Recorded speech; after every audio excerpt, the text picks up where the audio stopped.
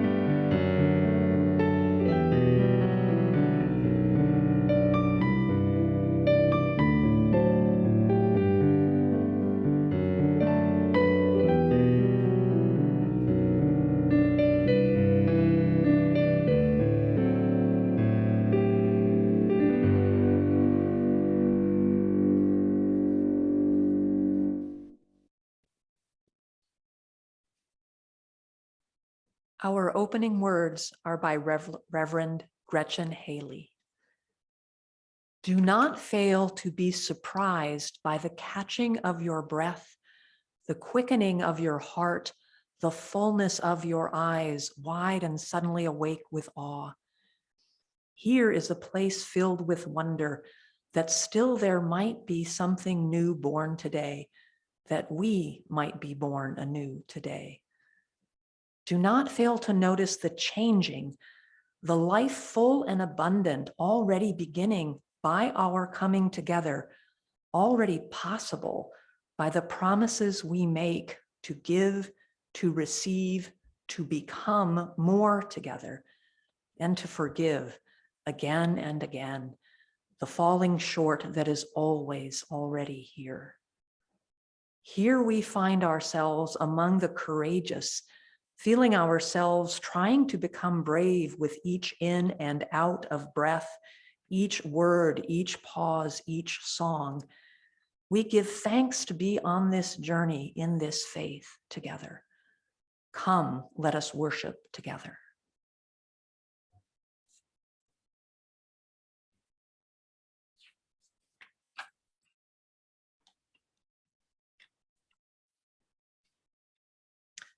The flaming chalice is the symbol of Unitarian Universalism, a beacon of truth, light, and warmth.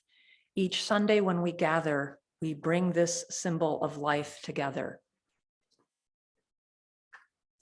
Please join me in speaking the words on the screen as we light the chalice, the symbol of our faith. Let us open our eyes to see what is beautiful. Let us open our minds to learn what is true. Let us open our hearts to love one another.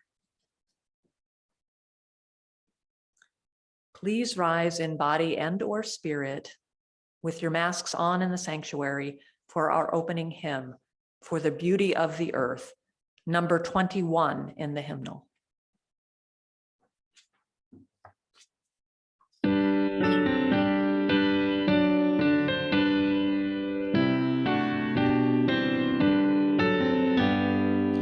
For the beauty of the earth, for the splendor of the skies, for the love which from our birth over and around us lies, source of all, to thee we raise this our hymn of grateful praise.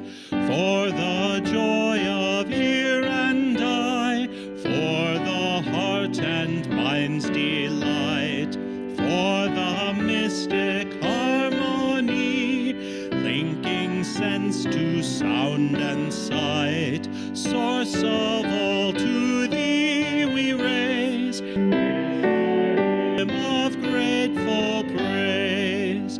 For the wonder of each hour, of the day and of the night, hill and vale and tree and flower, sun and moon and stars of light, source of all, to thee we raise this our hymn of grateful praise. For the joy of human care, sister, brother, parent, child, for the kinship we all share, for all gentle thoughts and mild, source of all, to thee we raise this our hymn of grateful praise.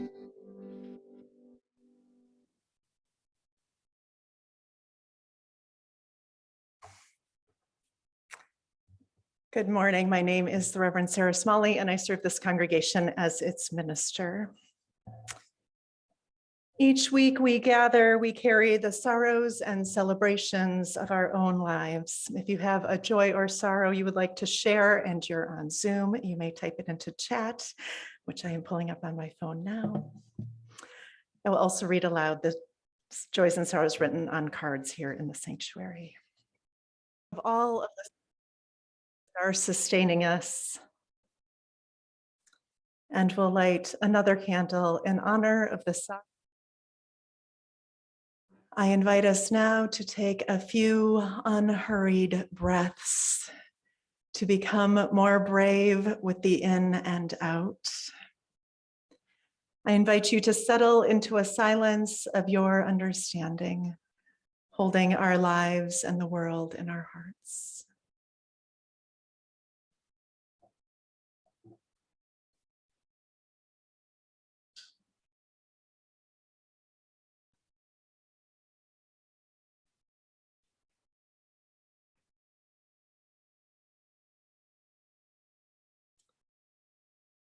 Out of this sacred shared silence, these words.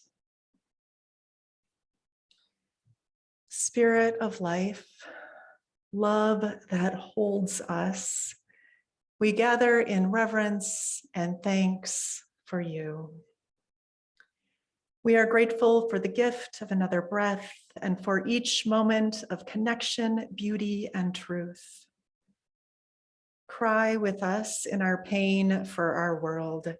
Remind us that we are loved just as we are.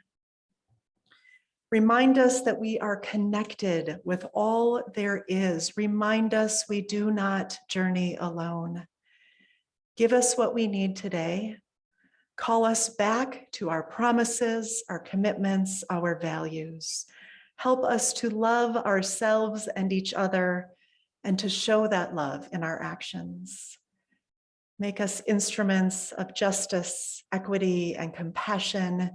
We declare that life and love are stronger than tyranny and fear.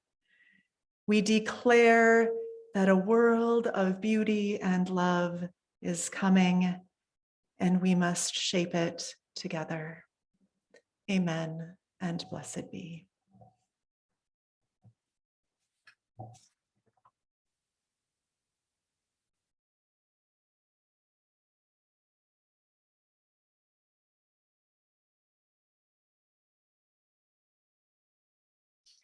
Our reading today is from Primal Reverence by the Reverend Kendall Gibbons.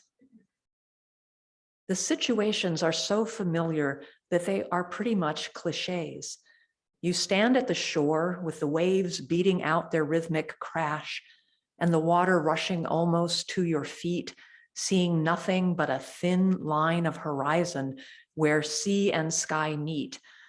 The distances suggest infinity, the ocean's unfathomable depth and power, its ceaseless primordial force and mystery. The air, too, moves in a huge current, and the soaring gulls catch light on the back of their wings. Something within us unlatches and expands in that immensity, catching some hint of our finitude, the oneness of all life emerging from the sea's embrace eons ago, the sovereign beauty and freedom of so much overwhelming space and light and sound. Perhaps for you, it's the stars at night, somewhere beyond the reach of our puny, interfering city lights, the whole sky filled with uncountable rays originating from trillions of light years away, planets and galaxies beyond imagining, made of the same stuff we are made of, and you stand amazed in the shower of brilliance. Or perhaps your taste runs to the deep forest or the towering redwoods or the stunning ribbons of color in the Grand Canyon, or the suspense and drama of a thunderstorm, or the reflection of sunset on a hidden lake, or even the first unfolding green of the garden coming back to life after winter's severity, or the mystery of a pair of sky blue robin's eggs. And I will add maybe all of the above. Somewhere this planet has a showstopper for you that takes your breath away and makes you tug on other people's sleeves to make them see what you see. For me, it is waterfalls. I could stand all day dumbstruck by the vision of such endless abundance, the living energy of creation poured out unceasingly before my eyes, seeming to promise a truth that something in the world, and therefore something in me, is never and can never be exhausted. It makes me want to weep, want to dance, want to fall on my knees and be one with whatever that is in everlasting praise. The primal experience of reverence in and for the natural world precedes theology of any variety. I'm going to repeat that line. The primal experience of reverence in and for the natural world precedes theology. It is an organic human experience that requires no supernatural explanations. Perhaps the most essential tenet of liberal religion across all mythologies and ritual vocabularies is that each one of us is responsible for what we do with and about and because of that experience of reverence. It is not society's job. It is not our parents' job. It is not even ultimately the church's job or any minister's job, but yours alone to decide how you will respond to that breathtaking beauty, which consists partly in the recognition that you and the world around you and the creative energy of the whole universe are embedded in the same source and are in some profound way the same thing.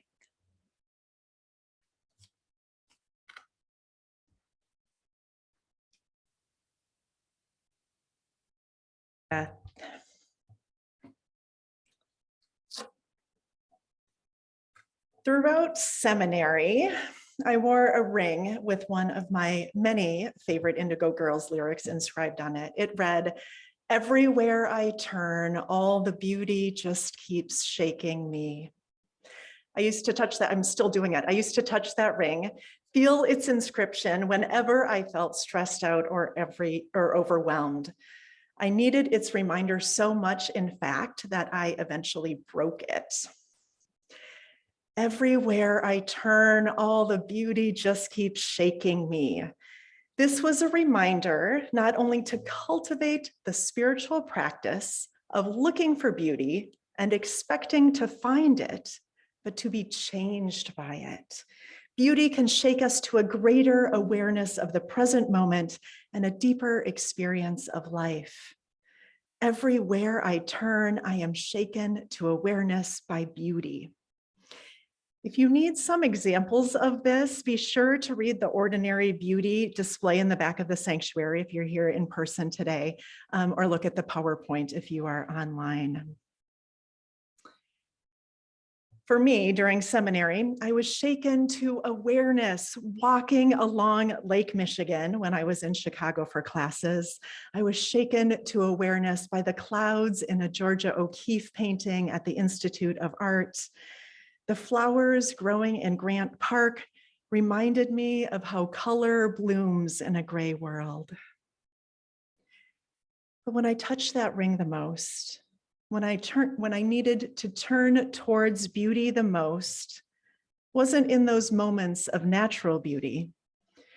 It was when I was sitting in drab and antiseptic hospital rooms during my chaplaincy internship.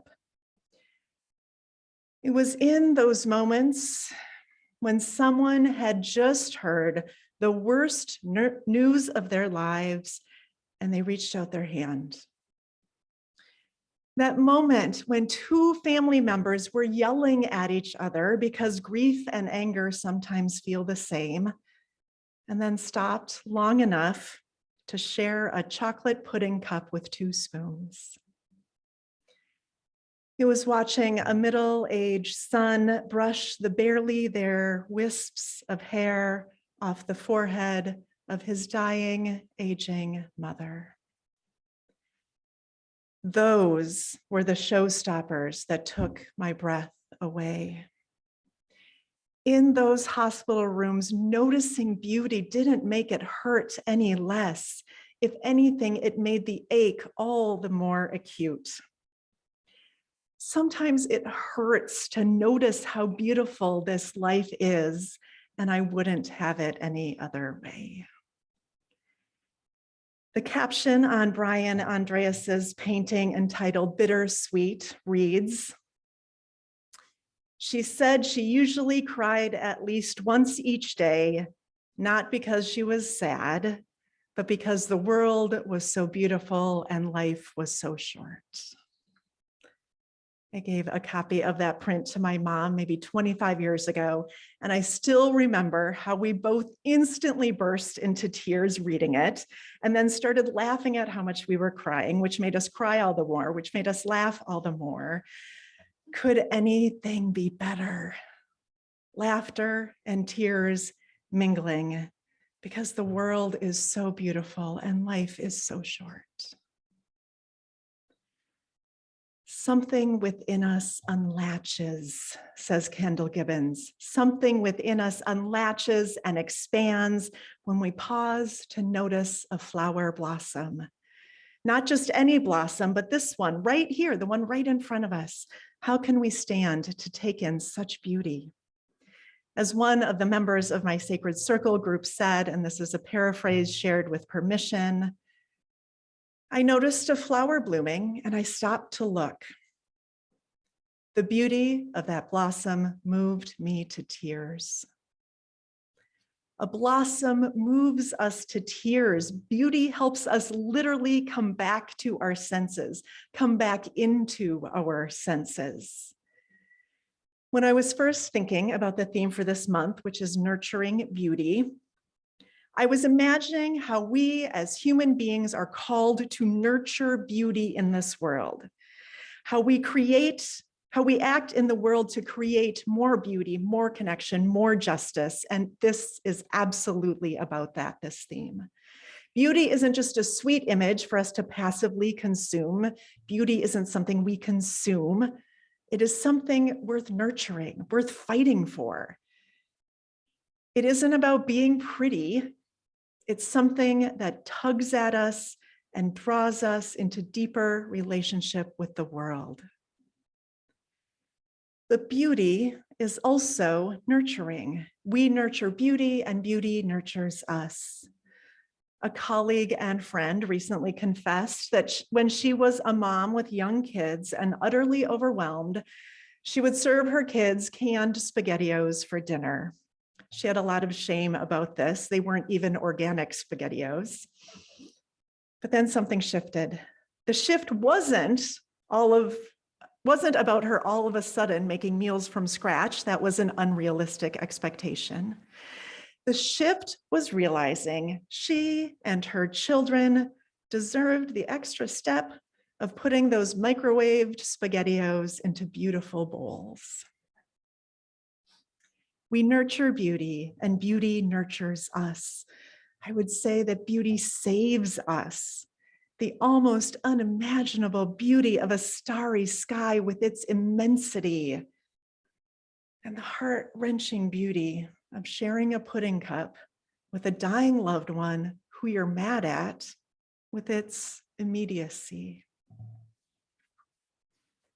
In this way, beauty is both a widening and a narrowing of attention. A blossom brings tears to our eyes, but what do we do with that? How do we allow that fleeting sacredness to permeate our lives?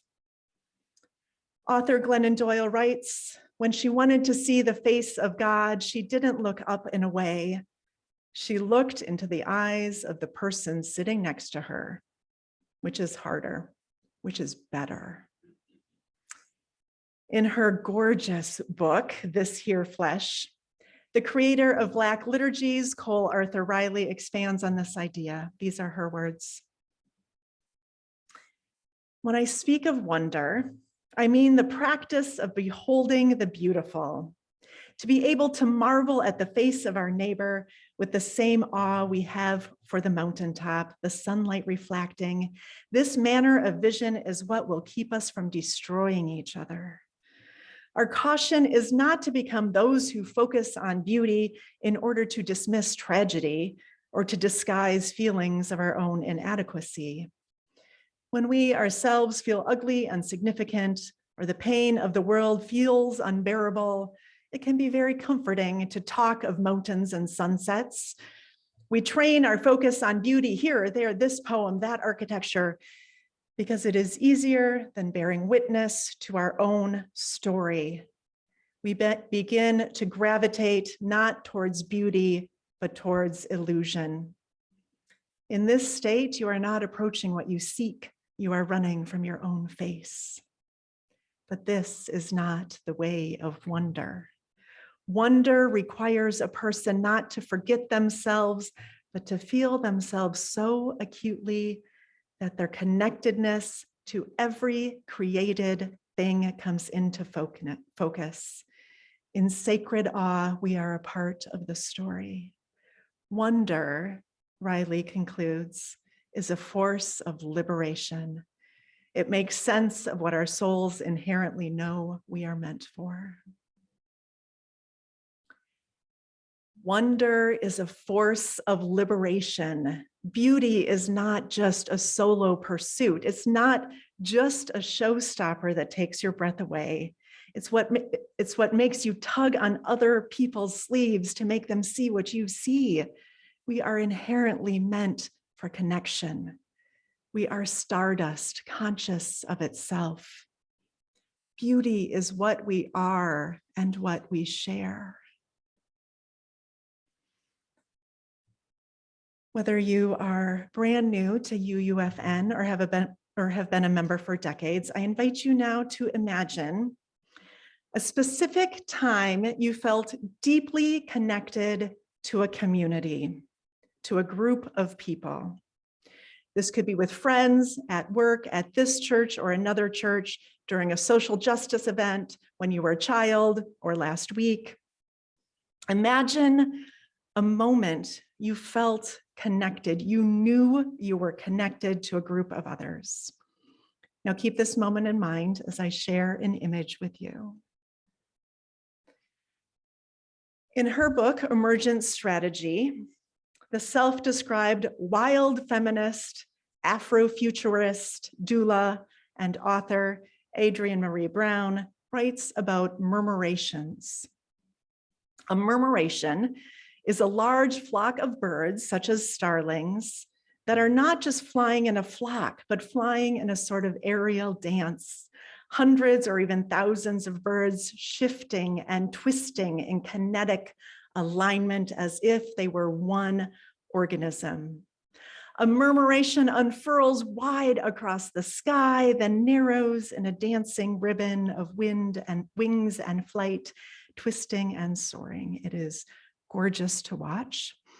Whether you have ever seen a murmuration or not, consider watching YouTube videos of them as a spiritual practice this week. They are that awe-inspiring. Adrienne Maree Brown uses this image of a murmuration as a vision for justice-seeking, justice-making communities. These are her words.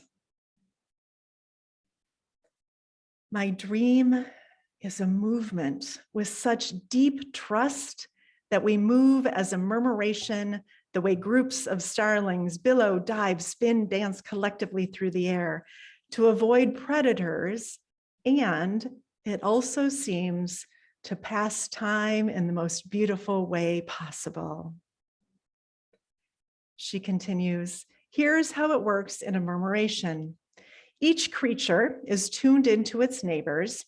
The creatures right around it information. There is a right relationship, a right distance between them. Too close and they crash, too far away and they can't feel the micro adaptations of the other birds.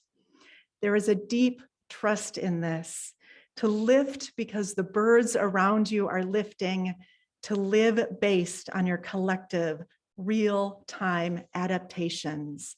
Imagine our movements cultivating this type of trust and depth with each other. End quote. In a murmuration, each bird communicates with 6 others in overlapping groups of 7. Awareness ripples across the flock from one edge to the other and back again, each wing boundaried but connected. In the flock we call the Unitarian Universalist Fellowship of Northfield, this murmuration unfolds on Sunday mornings when our hearts quicken after hearing a joy and our breath slows after hearing a sorrow. An awareness of each other ripples out, and in sacred awe, we move through this life together. Each of us connected, says Reverend Karen Herrig, each of us connected to others who call to our hearts, who claim us.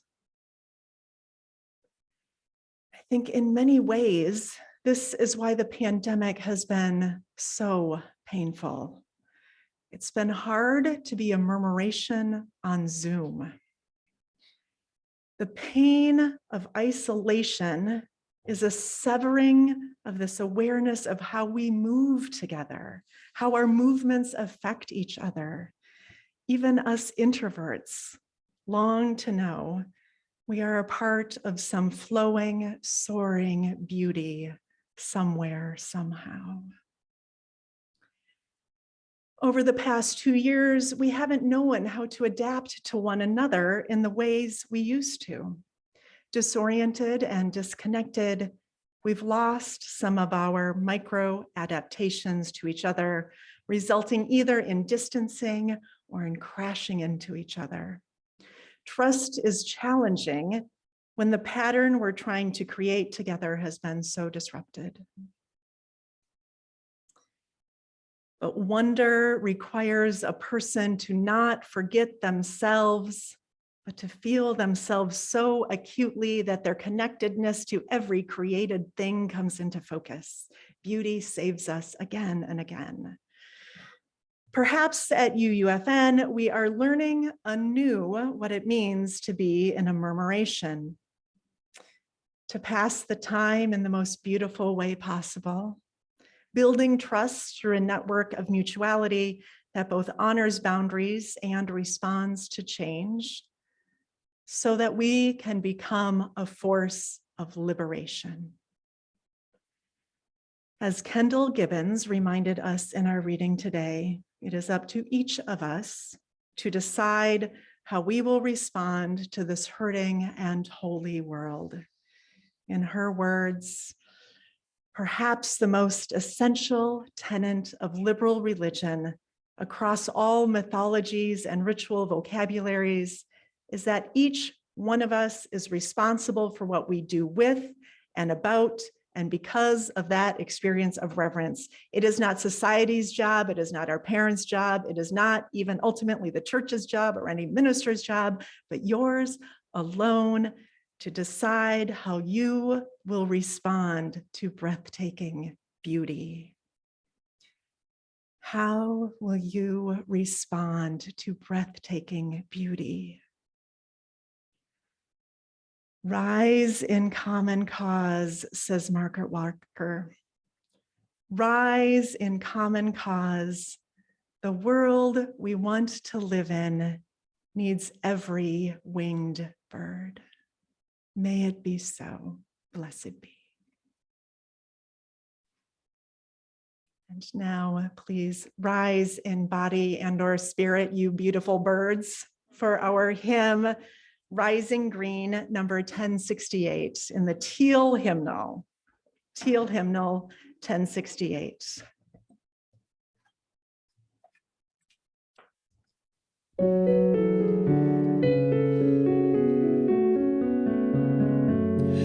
My blood doth rise in the roots of yon oak, her sap doth run in my veins, boundless my soul, like the open sky, where the stars forever have lain, where the stars, where the stars, where the stars forever have lain.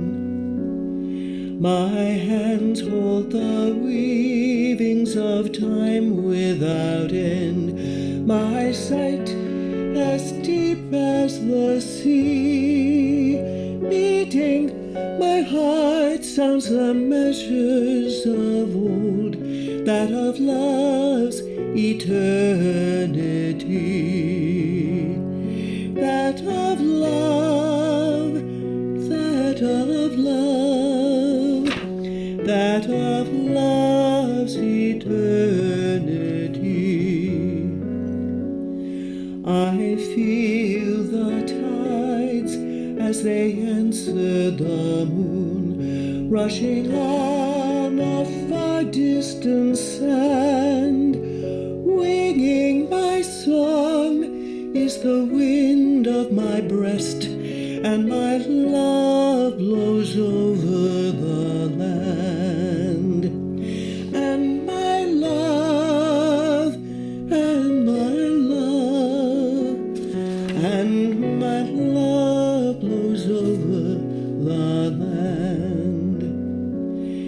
My foot carries days of the old into new. Our dreaming shows us the way. Wondrous our faith settles deep in the earth, rising green to bring a new day. Rising green, rising green, rising green to bring a new day.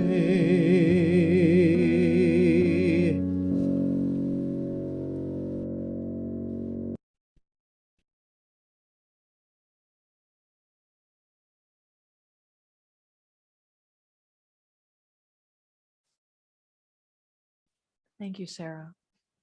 Thank you to Naomi, who sang.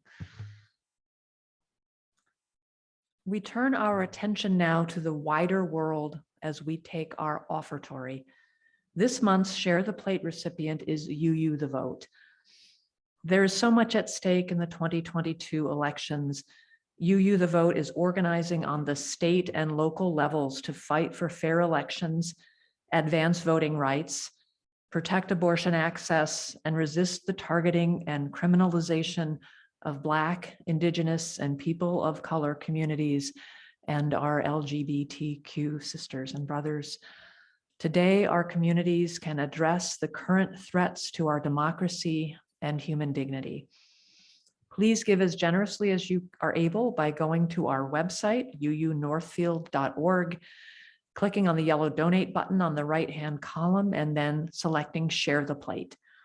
If you are at our church building, please put cash or a check made out to UUFN with offering basket on the memo line in the basket. As always, thanks for giving as you are able.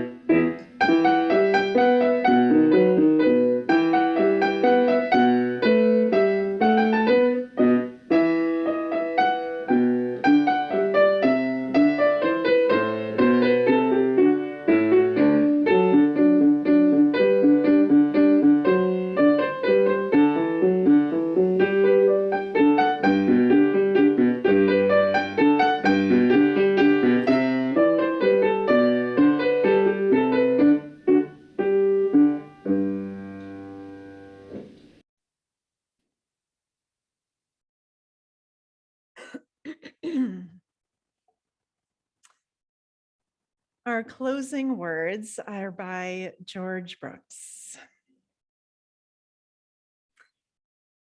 May the love that gives to life its beauty, the reverence that gives to life its sacredness, and the purpose that gives to life its deep significance rise up within each of us and lead us into ever deepening relationships with all of life. I invite everyone here in the sanctuary to gather in a wide circle as we prepare to sing our final hymn.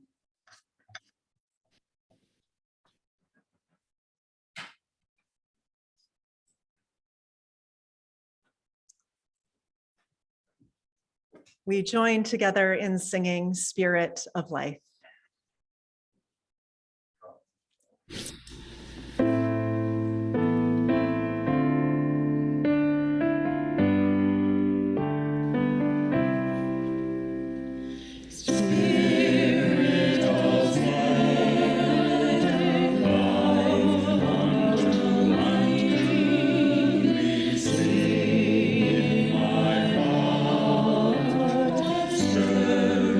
Come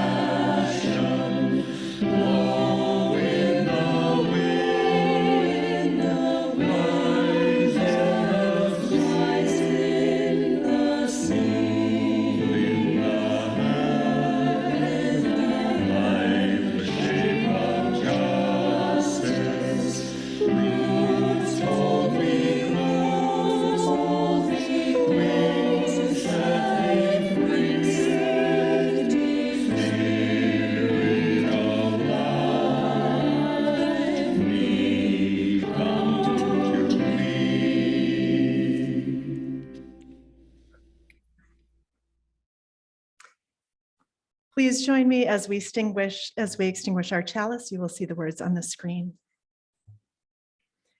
We extinguish this flame, but not the light of truth, the warmth of community, or the fire of commitment.